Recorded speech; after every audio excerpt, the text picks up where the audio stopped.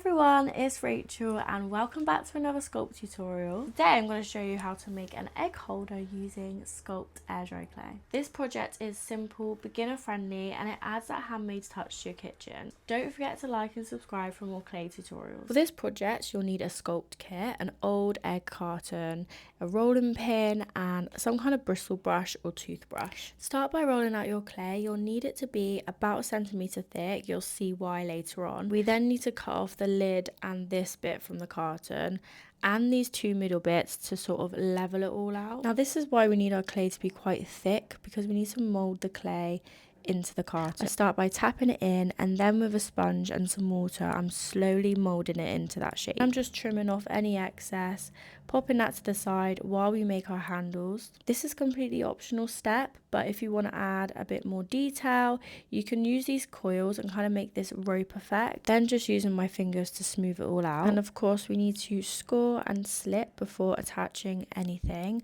I'm then going in with this extra step. I've got a small coil here and some water. I then use this modelling tool to sort of blend the two together. This will just add some extra support.